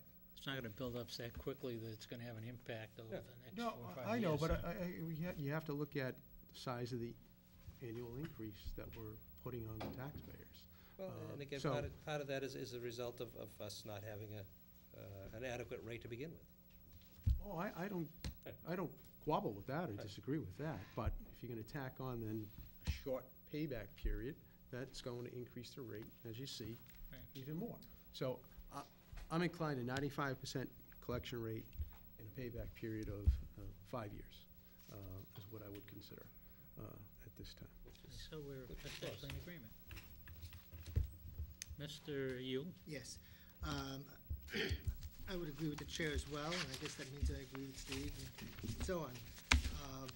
I think that the 95% and the 4 or 5 year spread would be a way to go. I think we have to keep in mind something here, that we're paying for some sins of the past. I think when we look at, when some people try to lay fault and say, and put blame in the wrong place, this board here, not necessarily the current members, but this board here, is as guilty for not addressing the water rate situations as has been the DPW in the past, as has been the Water Commission in the past. There are just too many years of just letting things go as if it wasn't important. I think we've been given a gift, and I think that's Dick Carnaval, because he has come in here and he has identified things that have let go by in the past X amount of years that we now have to deal with at this point, and it's hard. And I understand what Mike is saying. I understand what Sean is saying. It's a hard hit, but our responsibility is to make sure that this town functions properly and has the funds to do it. I think we need to be careful when we're critical of our volunteers, because they put in a lot of time. They're not always experts. They're not always efficient. They don't always know all the rules or anything like that. But they put in the time and do the best that they can. So I don't think it's appropriate to be heavily critical unless it's positive criticism, and then we go forward. All right? So I agree with what Dick has been bringing forward to us. He's given us information to work with. I think it's very, very important that the Water Commission play a part in this, get up to speed with what needs to be done, become more knowledgeable about what needs to be done, because next year we're going to be having similar discussions, and we need to make sure that the Water Commission is as knowledgeable as possible.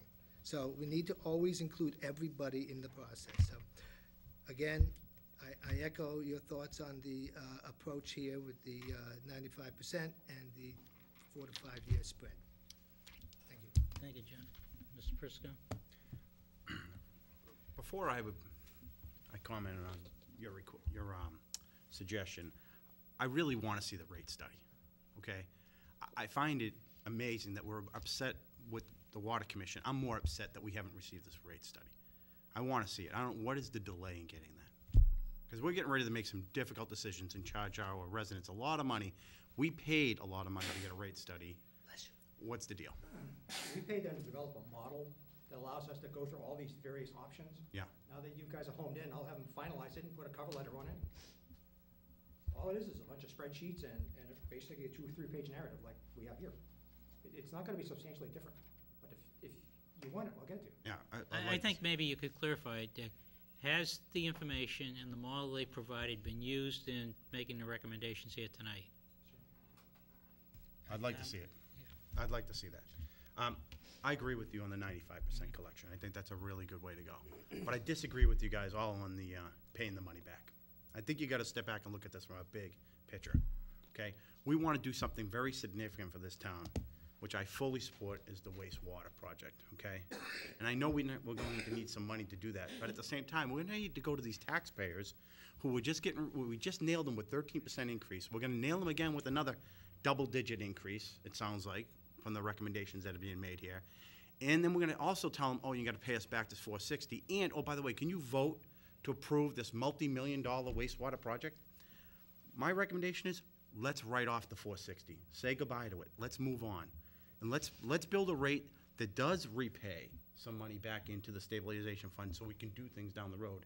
And let's get back to work on our wastewater study. Let's get back to the work on our wastewater project and start getting that going again. Okay? I think you guys are really looking at this wrong, because I'll tell you what, I'm a taxpayer out there. You're hitting me with all this stuff, then you're going to ask me to vote on this. I'm voting no. So all this hard work that Dick and his staff and all the work that this board's going to do on wastewater is going to get flushed down the toilet because of $460,000. As of tonight, I suspect that if Dick's prediction holds true, there's another $170,000. You know what, we haven't even looked at... that We just raised the rate 13%. We haven't even seen them go all the way through the year yet at the 13% increase, No, okay? but And you then gotta- next year, that 13% carries over, Bob. No, but I think that the number he's talking, first of all, in the enterprise budget, a number was budgeted. Dick is saying he's projecting $170,000 deficit for the fiscal year. Before we close the books, that has to be taken care of. I understand. Okay. I do. So- And we should build a rate that modestly allows us Well, to pay some money back. But the $460, I really think you got to give it a bigger picture thought to it. Okay. Follow Mr. up with Delaney. Mr. Prisco. Michael, if I hear you correctly, your issue is with paying back the $460, but you also said that you want to add money back into the stabilization. We should have the rate, when we build the rate, Right. we should have some percentage that goes back in. That's a reasonable, affordable Okay, contributor so- to the rate. All right, so I think we're just talking semantics. No, Whether you we're want to not. pay back. No. Pay I back don't want to or- speak for Mr. O'Leary, but pay the money back, and then the rate should include, for the future, including to put some money in that fund, right? Isn't that how you stated it? I don't want to put words in your mouth, but, which I agree with, the money should be going into that fund, some portion. But the $460 is a separate issue. I think what we were proposing is this line, which would say you'd have a surplus each year of that amount of money. That includes paying back over 3 years of the $460, it's Well, included in this? no, it would it's be not. 5 years. It would be 5 years. $92,000 a year is 5 years. But it's not that's not included in this. Yes, These- that is. no, it's not. That's $100,000 The surplus. $460 is not included in this whole scenario, is it? That's your surplus. No, That's no, the surplus it- amount. basically, it was That's your saying the surplus amount. annual surplus using this rate would generate that kind of surplus. I understand. The thought is that picking that number in 5 years, you would have paid it back at $92,000 a year, and there'd be a little left over. I don't agree on that anyway. No, okay, but Okay. I'm just saying that's what that Right, line was. I know what that line Okay, is, all right, okay? all right. And I think we should let the $460 go. And I don't think we should be at those rates anyways. Okay, so, but what percentage do you think, would you accept in going back into the stabilization? I don't call know it yet. repayment. Honestly, How much don't- of the surplus I do you don't want to generate a year to go into Right, stabilization? right. Don't call it repayment of that $460 we took out. Okay, fair comment. All right. I think. How I much do you think- want? I think somewhere between the fixed $50,000 and $80,000 range is fair each year. But I think throwing $100,000 it's a little over the top. Between 50 and 80. And probably Because gonna guess look at it what? more closely, I'm Becau- probably with you. Because when you start looking at the wastewater, it's a whole different can that we're gonna open there. And we're gonna have to get bigger money to get that done. This stabilization fund isn't gonna it's not gonna make the wastewater. I just wanna make sure I was clear. No, that's what you were All right. saying. That's where I am.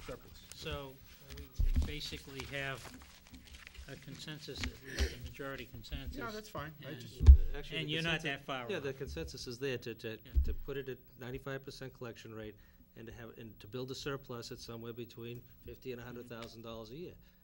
Mrs. What you're Hilbert? gonna spend the surplus on is what's we're talking about. Through you, Mr. Chair, to Mr. Carnavale, I'd like to ask if there are other infrastructure issues that you foresee in the next several years beyond wastewater. For example, do we have some programs coming up that we will be mandated to deal with concerning stormwater? Thank you. Besides water and wastewater, there's a third thing that I've hinted around that I'm meeting with the Finance Committee is something called stormwater.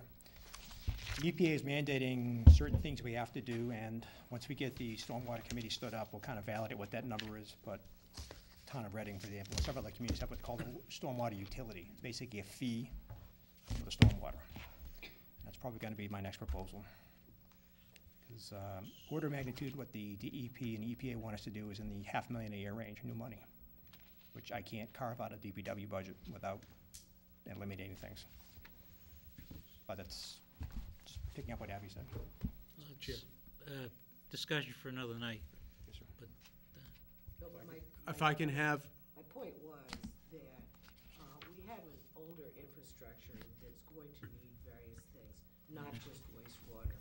And that in addition to that, we're going to have mandates that require us, one way or the other, to pay for the stormwater stuff. So it's not simply a matter of hoping we have enough for wastewater. There are other issues as well that this stabilization fund or surplus needs to go towards in the fairly near future. which supports that we should really look at MWRA even stronger than we're looking at it now. And that incurs a lot of costs also, which can be covered by the infrastructure stabilization fund. well, what I heard, yeah, I understand. What I heard that, the board was interested in putting $100,000 a year surplus based on picking that amount. Mike would like it a little less, but in essence, it's the same thing. In other words, you say waive that amount, but put $80,000 in, so we're building it back up again, which is exactly the same as paying it back. We're just saying it in two different ways, right?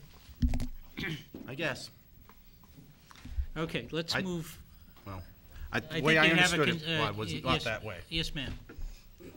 I'm Carol Bork, and I've been Yes. on the commission for a 18 long time, years. yes. Okay?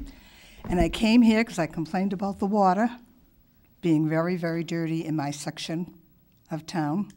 Okay? And it took a number of years, but with the help of Mark Clark, we got a wonderful treatment plant here. Okay? I'm not up to date on all of the figures and all of that jazz, but I am here because I wanted something better for my town. Okay?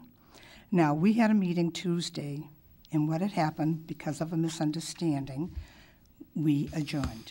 Okay? We had all intentions of addressing you people and having the rates. Okay? Just didn't happen, and it was a misunderstanding all the way around. Okay? I have been, like I said, on this commission for 18 years. We had a chairman one year who never showed up for a meeting, never called a meeting. One whole year.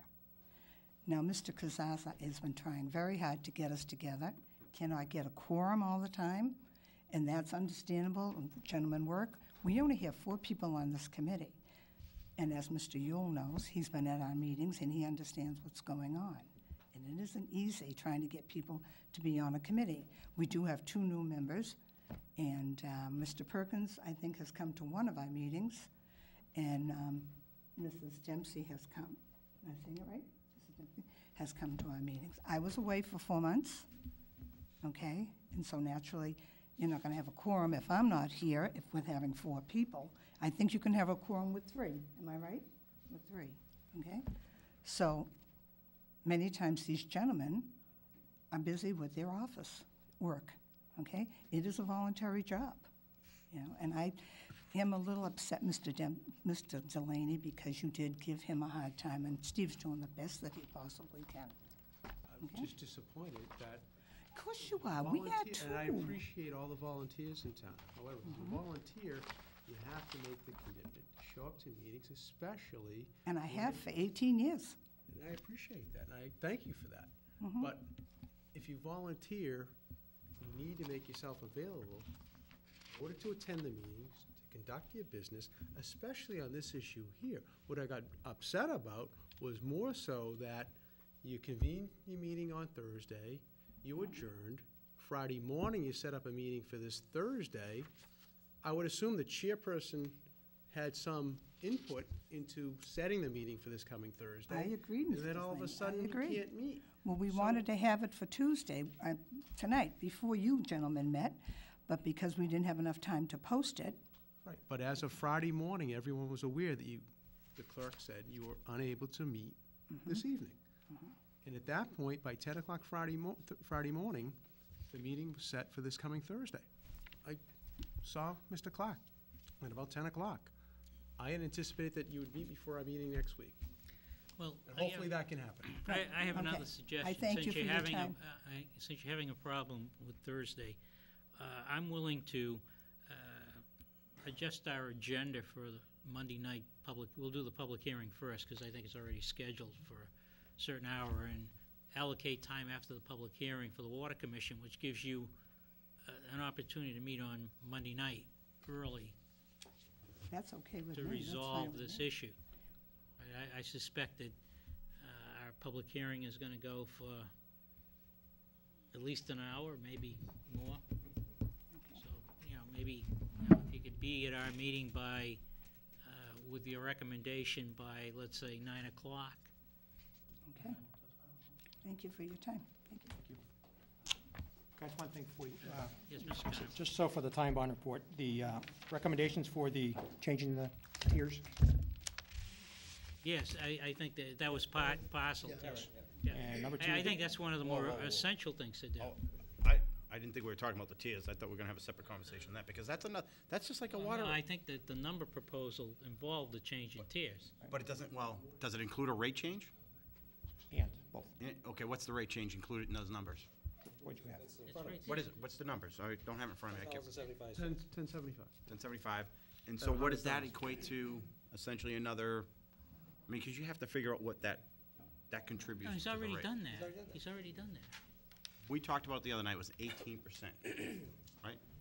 In From, revenue. from this current year to next year, Increase in revenue. and change in revenue, 18%. Right, because you've got a different, because you've changed the tiers. That's ridiculous. That's a huge, we That's just hit the people with 13%. systemic problem. Okay. It's I hitting the understand heavy there's a users. systemic problem, okay? But why? You just hit them with 13%. Now you're gonna hit them with 18%?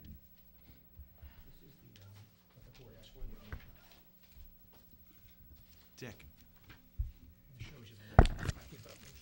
I understand what this says. I don't agree with what this says. I This is agree. something new.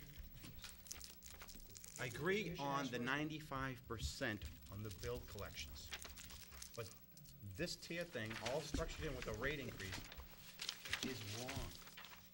Okay, it's wrong. Do you understand we're in a recession? this Do you is understand the community is 90%. hurting? This is the 90%. Do you have the 95%? Oh, shit, we didn't do that. Mr. Conrad, am I correct that if we keep the current tiers, we have to increase the water rate greater than that Right. amount in order to? But I want to give you just a comparison. Look at the 90% collection that I Okay. gave previously and this one. It's 23%. Right now, for FY12, to get break even, it's a 19.22% increase versus the other one is 13.88. So this, using those breaks to get the same objective is 5% more. Same much. You're gonna raise the same amount of money. Okay. Actually, you have to raise it because, In order to think of get it this way, you're getting, In order to get the revenue, you're getting less money at the rate you want. You actually have to generate, how to explain this? The increased bill would actually be more doing it this way with the existing rates than, because you generate. The point is that you're, more people end up paying into the, The low-end users end up paying more. Right now, it's, the middle group. right now, Actually, only the- but- 5% of the people pay the upper rate. The middle group shrinks, the third tier increases. It goes from 5% to like 23%. Yeah. Something like that. Yeah. So the people that use a lot of water will pay for it. Right now, they're not. That's just kind of a, and again, I'll concede to Joe, there's no industry standard for the number. Just the number I've used in the past and seen is that break even. What the average family uses per year is 90,000 gallons, which corresponds to the 250 on the right-hand proposed tiers. And that's, well, for purposes of finishing the time, well, I think I need to know what you guys want to do. I'll have to change everything. You guys can do what you want. You know where I stand. I think you're not really thinking this clearly. You're really not. This is a significant change. That's correct, it is. It's a It's a significant necessary, change. Okay. significant And- change. And I think I'm thinking about it clearly, and again, my only concern, as far as the change in the tier system, is more for the restaurant, the businesses here that are high Yeah. water users, and the Teradyne maybe, who are big users, who are gonna pay substantially more. But I'm not concerned about the people who irrigate their lawns, I don't care how much they spent on it. I don't care It's not either. important. Well, it appears as though you seem to be overly concerned with them. I'm not, and if they're a big end user. But I need and them to water help me their get lawns- wastewater through, Yeah, Steve. that's fine, but we have to prioritize too.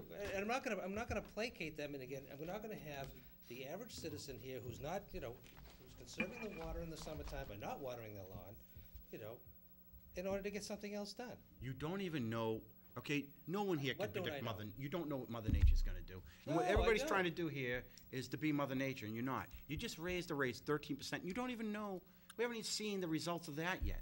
We're already gonna hit them with another 18% before we even see that. We have 3/4 of the revenue of water, and at the rate it's going, right? I mean, we have that historic data. I'm not saying we shouldn't have a rate increase, Bob, but 18%? You really gonna vote on this, Bob? I am Really gonna vote on it, not because I like it, right? Then you, Not because I like it. we could spend our but time because better spent we other have places. to run the water enterprise I understand. in a balanced form. And we may, And we have very little choice, right? yeah. We have very little choice because, we have to buy a large percentage of our water at a fairly high rate. Yeah, we do. Yeah. And we haven't Yeah, even if started you- that if you want- negotiations with Andover yet.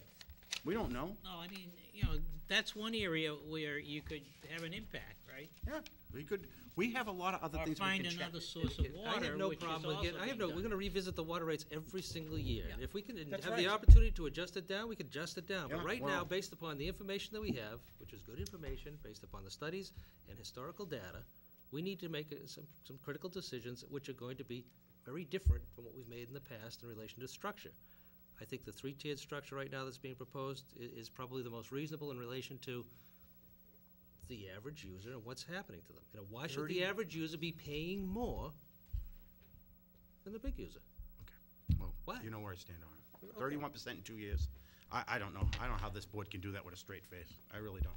Do you see the economy? Do you see what's going on out there? Do you see the Yeah, foreclosures? and you just got through Do you telling me talk to everybody people in spent all this town? money on their lawns. That's right. And Okay. because we just told them they couldn't How's water the them. economy? I'm not worried about their lawns. I'm not either, okay? But I am worried that we also need these same taxpayers to help us accomplish goals that this board set out for. And we'll never get that support when we keep on nailing them with these kind of changes. I understand there has to be a rate change, but the Water Commission needs to sit down and do their job and think about what the reasonable change should be. 18% is so No, far. no. It's just a Look, question, it's just a it's question, how not are we a- gonna pay our way? And who's gonna pay for Gotta- it? You gotta pay for the cost of the water department, Okay, period. all right, 15 years, Bob, you've been here for the 15 years, okay? And for 15 years, you've let this thing go down the road, and you didn't seem to have a problem with it, and all of a sudden, you want to make it up in 2 I've years? been here for 7 years. I say we move on, because I've been here for 7 years now. it doesn't matter. You've been around a long time. You were on the Finance Committee, you've been around this town a long time. You've had a voice. Okay, well, I'll take responsibility for the No, you don't error. have to, I'm just saying. Now you it has just- to be fixed. It does, in 2 years. Just a couple of things. One, Dick, you provided us with a 90% collection rate, $100,000 surplus, and you showed us what the quarterly and the annual and the monthly increase would be.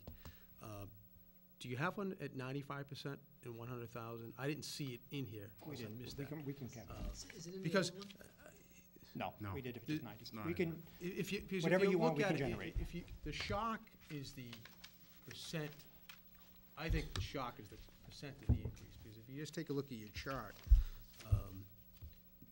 even at 90 collection rate, 100%, $100,000 surplus, you know, monthly increase for the low-end users, $1.11. I hate to see any increase, but, and then your high-end users, at the maximum of 166,000 gallons annually, it's a $27.30 per month increase. So I Those think you have to. increases will be less with You 90%. can't lose sight of that, too, even though the percentage increase looks like a sticker shock. But if you just take a look at the dollar amount, although it's an increase, it's not crazy. And unfortunately, for 15 years, and I don't put the fact that these indirect costs was not looked at any board that sat here prior to me sitting here. That should have come from the departments and from the Water Commission. The information is presented to the board concerning a rate increase on an annual basis. I would have thought that was factored into whatever rate increase was presented. And now we know that we're bearing the cost of that in this year, unfortunately. The taxpayers are bearing the cost of what was neglected for 15 years. That's unfortunate. But I think there's, from what I heard tonight, things in place that will prevent that from happening in the future. Just as a point of information, we're back, my wife and I went back and checked our water bill for the last 4 quarters, just to see how it compared. And Mark, you're right on the money. I was somewhere between 69 and 74,000, depending on which 4 quarters I looked at, for 2 adults, 2 children. You told me you took your house. Yeah, no, but it just did that this evening before I came here, just to see how it was, right there. Thank you. This last thing, so the revised indirect cost, okay, for purposes of the report, the time box report. Mhm. Yes. And Sean, one way to look at it is the tax, they didn't pay anything for 14 years. So I'm sorry? They saved money for 14 years on the indirect costs. Well, those that were Another way to here, look at it. those that were here for 14, yeah. I know. It's a huge adjustment in 1 year. That's my point. I used to work for 2 a mayor, if you years. recall that in the 2 4-year years. cost. Over 2 years. All right, let's move Thank on. you. Please. Chief, you're up. Good luck, Chief. Now that should we're go much all more smoothly, ornery, we might want to try to I'd move like this the, along. I'd like to thank the DPW and the Water Commission for warming up the Board of Selectmen for the Police Department. I'm warm. If I may indulge, ask the board's indulgence for a moment before I introduce Sergeant Mike Murphy. I'd like to answer the gentleman's questions. He asked. left. He just went You outside. left. With that, Get him, Chief? No, let's move on, please. At our budget, joint budget hearing with the Finance Committee and the Board of Selectmen on March 5th, there was a discussion about whether there could be a cost savings regarding hiring 2 police officers and controlling our overtime better. Sergeant Murphy volunteered to undertake this project. Jeffrey! I can't believe he's running. Excuse me, I'm trying to get them to move down there. This door needs to Shut the door. Why does the door need to be open? I opened it up so that it'll be open for other people. Thank you, Chief. They can come in. I'd It's like to not introduce marked. Sergeant Mike Murphy, who volunteered to undertake this project, and he can run you through the numbers and comparisons. Mike? Thank you, Mike. The document I'm going to be referring to, I believe everybody got a copy. Thank you. It's a memorandum from the chief to the town administrator dated March 28th. The first 2 pages are a summary. The board had asked us to conduct a analysis on hiring 1 and 2 officers at both 1 year and 5 year.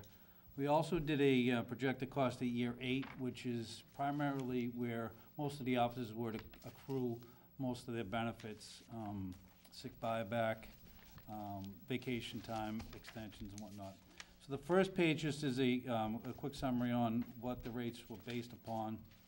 Section 1, 2, and 3 are the 1 year, 5 year, and 8 year steps. The second page is the actual either cost savings or cost and the differences between hiring the officers. The first paragraph just tells about how we came up with the actual cost of filling overtime shifts. They were all based on 8-hour shifts. Our department right now has 2 patrol shifts during the daytime that are unfilled. Right now, we're running with 2 officers on the road. We have a grant that's helping us fill partial shifts at this time, but that grant will be running out in June 30th. So, the graph that or the table that I have here, the first year, the projected cost of hiring 1 officer with all his benefits and conducting background checks, psychological exams, which are all explained on pages 3 through 8. The projected cost of hiring 1 officer will be $68,644.84. Just multiplying that times 2 came out to $137,289. Comparing that to what the average overtime rate times the 2,912 hours, there'll be a cost savings of approximately $4,900. In year 5, the costs obviously go up with pay rate increases and vacation times. So the difference between hiring 2 officers at that year on our current overtime rate would be a cost of about $5,500 to the town. At year 8, the cost went up significantly. They accrued most of their, they maxed out on most of their accrued benefits, so the difference would be about $20,000. On pages 3 through 8, the first... Excuse me, Mike, just one thing. Sure. This is just based on payroll. What about benefits? It's in there too. It's in there too? It's in there. Okay. Mr. Chair, What we did, I'm sorry. I just want to ask you one quick question. Yes. Do you have a recommendation at this point, or are we just getting a report? The chief was asked to just conduct a comparison, which is what Just we a did. So comparison, this not is a just a recommendation. comparison, just to let you know what the savings or costs would be, depending on what year and how many officers. Thank you. Page 3, what I did was, I did a research on, I talked to the finance department. They told me that average employee, it costs the town approximately $12,000. That's what the number that they use for each employee for benefits, health benefits and whatnot. So what I did in year 1 is, we have to buy the officer new equipment, which leather gear, firearms. So all these costs are estimated at today's cost. Medical exam, psychological exam, clothing allowance upon initial employment, line of duty life insurance, which is just an estimate based upon what the total cost for the town is. I think it's $74,000 and some change for both fire and police. So I just took the amount of officers and firefighters and just divided that and averaged it. There is a background investigation that has to be conducted on each officer. It's just about 30 hours to conduct a background investigation on a newly hired police officer. There is a field training cost, which is about 120 hours. And then what I did was estimated the initial cost of 1 hire and then the 2 officers. The next table just gives a weekly pay rate as to what it would cost the town for 1 officer and 2 officers. And on page 4, this is the earned time off replacement. Typically in the first year, there's not much replacement cost, so it was insignificant amount of money. Total cost being $68,644 for 1 officer. And I could keep going through each table, but I think that the point of it all is the next 5 years, we're not gonna incur the same cost that the initial cost of hiring an officer. So the cost for hiring an officer significantly decreased. However, the pay rate increases, which increase the estimate for hiring an officer, and the earned time off replacement started to go up at that point, at 5 years. Yes. Mr. Chair, Go ahead. wouldn't your overtime rate increase as well? I don't know what Factor that in? No, because I don't know that's why I put estimated. We don't know what the rate would be. Right now, I use today's average overtime rate, which is $48 an hour. So we didn't project out because I don't know if we'll ever get a pay raise, so we just left that as is. Yeah. The question I have here is, when you talk about earned time off replacement costs, Yes. Is that implying that we're paying someone else overtime when someone's out on vacation, et cetera? Yes, and what I did was, you take personal day, for example, the officers get 20 hours per year, but we only fill 8-hour shifts during the daytime, so it would only be 16 hours. So I prorated it down to not hour for hour, just a percentage of it.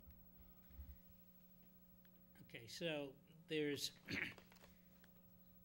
amount of overtime hours that are being spent, and the idea was to remove that from the overtime budget to fund these two officers. But then there's overtime that has to be put into the budget. So when I'm back here on the front page, page 2, right, and you're talking about a savings, and then a cost in year 5 and out in year 8, growing cost. Are we growing our overtime budget above and beyond what I call the COLA costs? I think to answer your question, if you don't mind me answering, we've projected over the years the actual overtime hours, and at that meeting on the 5th, I handed out a document that looked like this. Mm-hmm. You know, on the second page, for example, in FY11, we had projected over 12,000 hours in actual overtime expenditures, and we take a percentage of that. We go through each of the 10 or 12 categories that are listed in that overtime proposal, and we underfund them. You know, we say, okay, for example, sick time. If you accumulate and add up all the hours, the 15 days that are given to each of the salaried officers in the department, it would be up around 10,000 hours. But we look at the actual numbers spent, the actual hours used by officers, and it may be 200 hours per year. So we base our budget proposal on the actual hours in the previous year. And we go through each one of the categories that are typical in a given fiscal year, and come up with a number that is not the high projected of the actual hours we anticipate, but something significantly less. But what's happened in the last 3 years is that we've gone over our projected overtime budget. And we're basing that upon the fact that we're running two full-time positions down, and that trips the need to bring in an officer on overtime faster. Well, I got to question that, because we haven't budgeted for 2 officers, right? We reduced the staff, police staff, by 2 officers. So, I guess from my perspective, why would they ever be in the overall plan?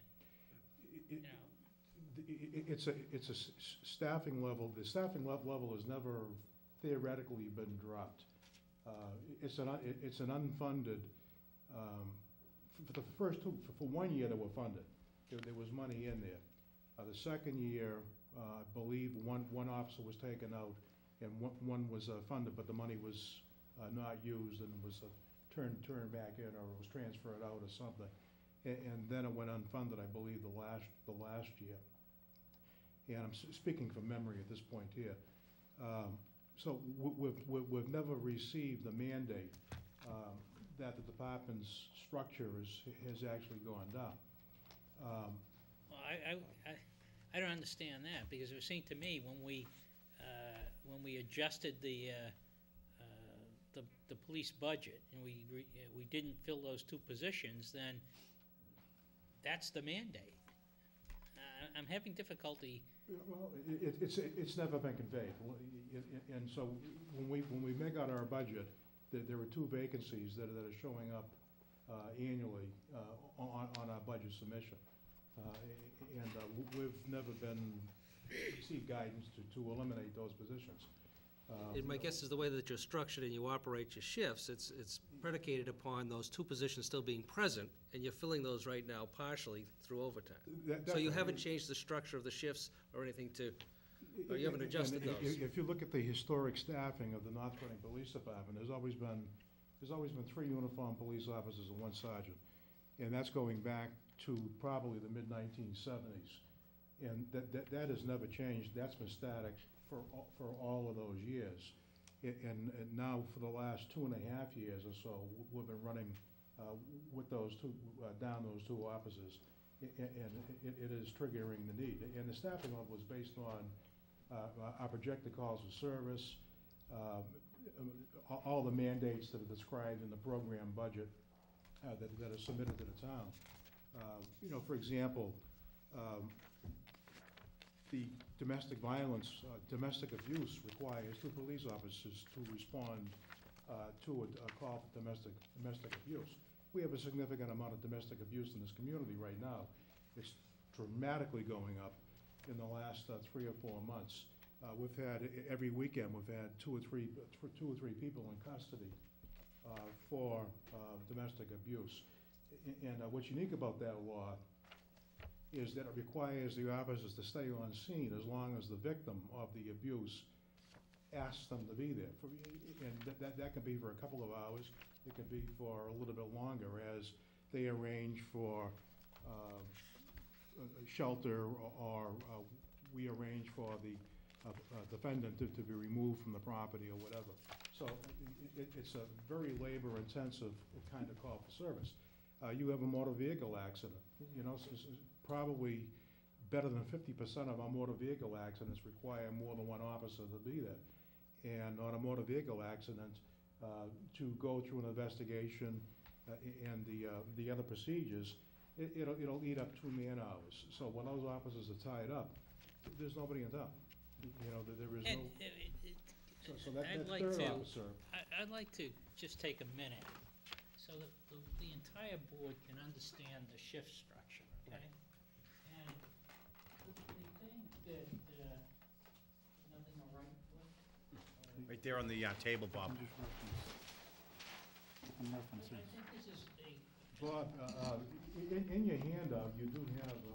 Yeah, there is an organization. I think it's more this, I think it's more this, though. What you're looking for. Yeah, right, okay, Shift I'm cover. sorry, okay, I didn't see that. Yeah, Mr. Delaney, also the actual organizational chart will show you. Yeah, that how- I saw, and you can see where you have the 2 slots, the unfilled shifts. Correct. But I think I'm in line with the chair in terms of the structure, in terms of what times you have. I'm not finding that. I know you have an overlap shift, that's what I'm getting at. Yeah. Could that be reorganized where Yeah, right after the orange one, right? you have your 28 offices where you're at, and you restructure how you deploy them? That's what I'd like to see. And I think that, this helps us get to that point. I mean, Yeah, that does show how the 3 shifts operate. The day that shift. overlap shift is, I'm sorry, Chief, but so I can get a better understanding, that overlap shift occurs during what time period of the day? Every shift overlaps, but the biggest overlap occurs at 9 o'clock at night until 1 o'clock in the morning. And that's very typically when we have our, I understand it's a high-volume time period, but between 9 and 1 in the morning, if your shifts were all full, how many men do you have 6. on? You have 6. Okay. And so, is there a way to redeploy in terms of that overlap shift and put those men into what you now have in your organizational chart as 2 unfilled positions? Well. And what would that do to that Right now, 9 to 1 shift? we're, one of the obstacles we have is the collective bargaining agreement where the shift alignment, the 4 10-hour day, for the 10-hour shifts are contractual. So A that, specific shift? well, it dictates that each shift will work 10 hours. Okay, but So- is an officer locked into a shift, say a day shift? Is he locked into that day shift? We could theoretically move the start time for the overnight shift to say, if it moved to 11 o'clock, it would move those those overnight officers to getting off duty at 9 o'clock in the morning. No, yeah, I'm not asking that, but if you have someone who's in, say, let's take